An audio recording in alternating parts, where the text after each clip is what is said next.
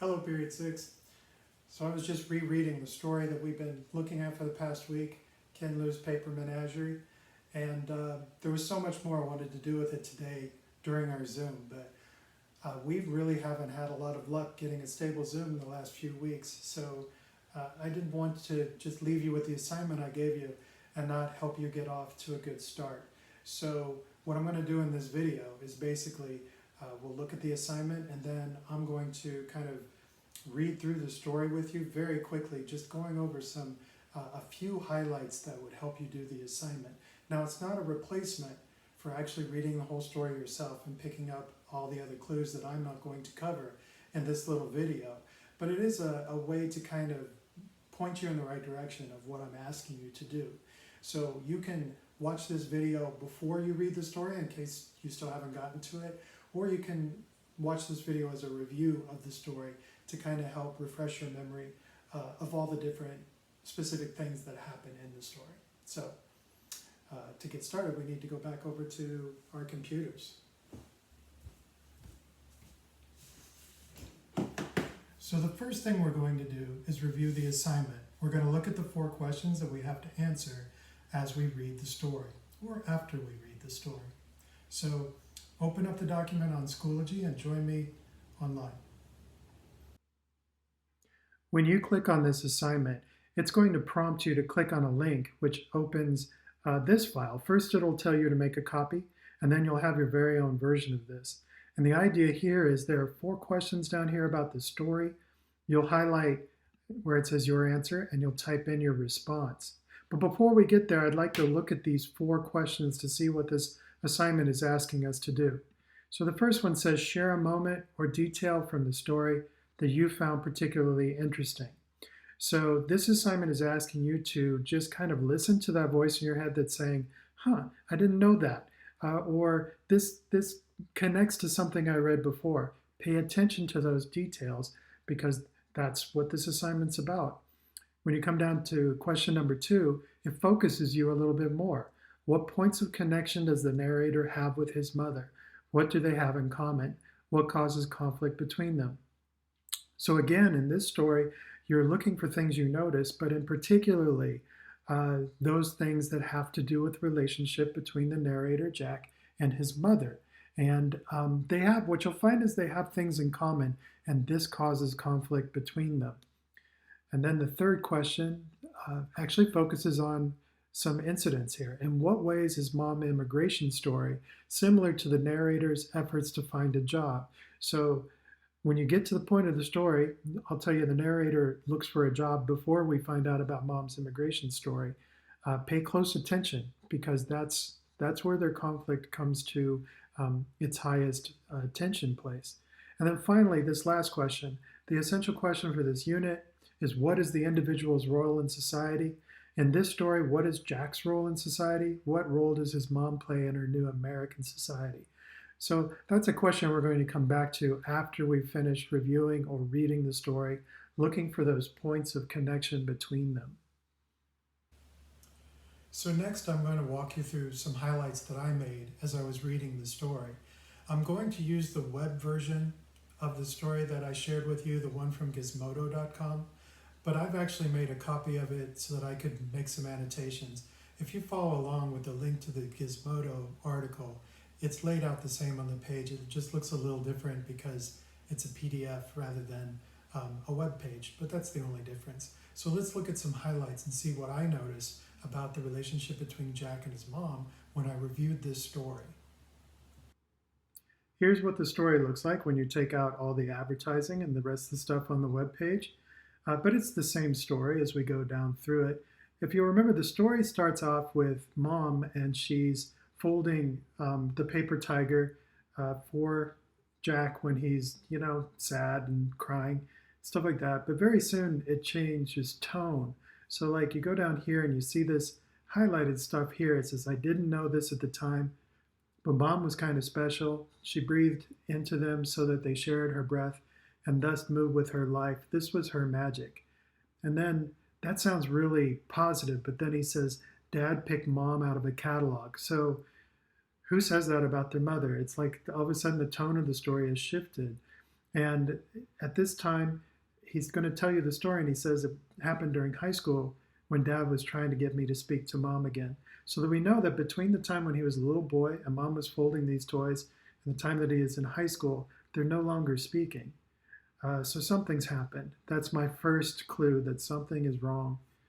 And as I move down through the story to the next section, okay, here's the next section.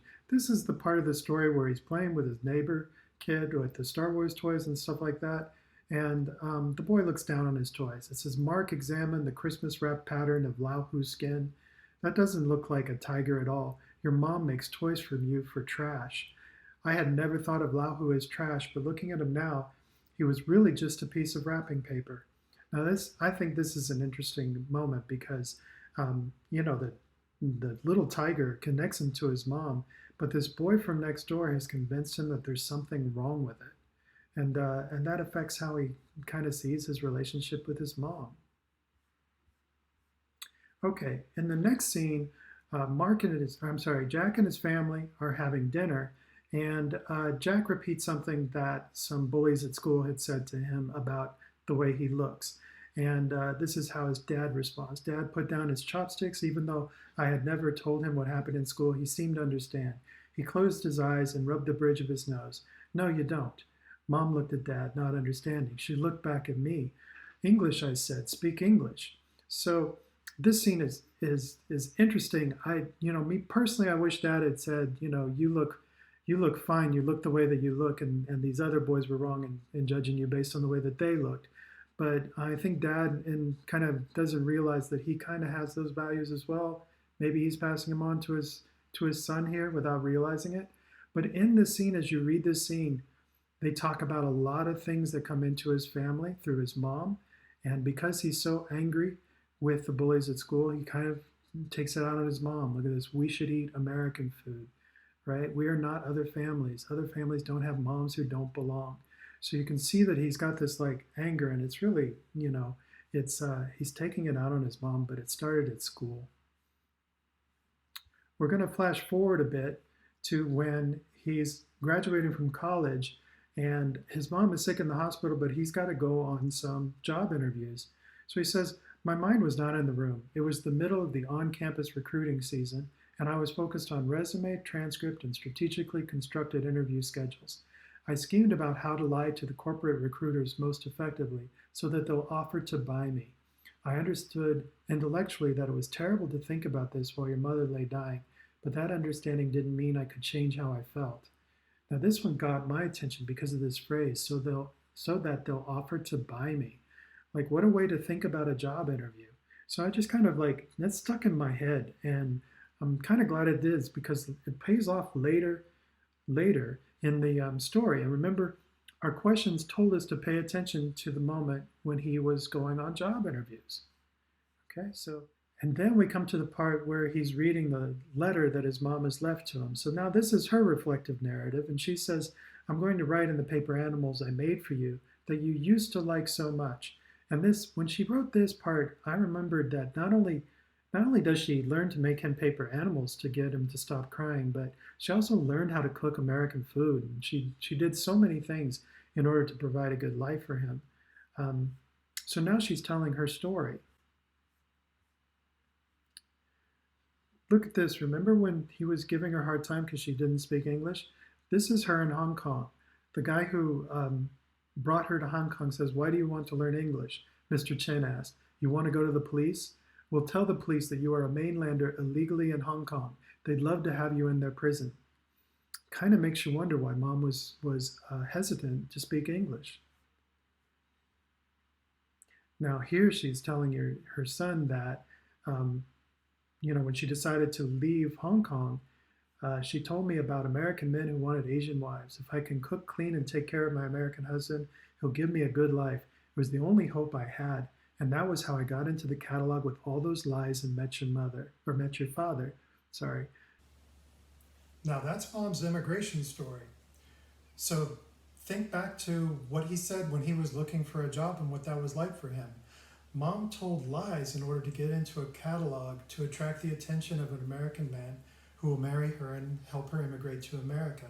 Meanwhile, He wrote a resume in order to attract the attention of American companies. How else are they similar in those two stories? How does this story bring them together? Now, just one last thing. This is her perspective on the fact that she and her son look alike. But then you were born. I was so happy when I looked into your face and saw shades of my mother, my father, and myself. I had lost my entire family, all of Sigulu, everything I ever knew and loved. But there you were, and your face was proof that they were real. I hadn't made them up. Um, and then she continues, Son, I know that you do not like your Chinese eyes, which are my eyes. I know that you do not like your Chinese hair, which is my hair. But can you understand how much joy your very existence brought to me?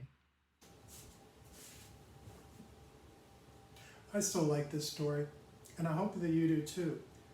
And I hope you have enough of a head start on how to answer those first three questions. And of course, that brings us to the fourth question. And the fourth question is asking you to think of Jack's story in terms of the unit and all the other texts that we've read on this topic of how does the individual play a role in society.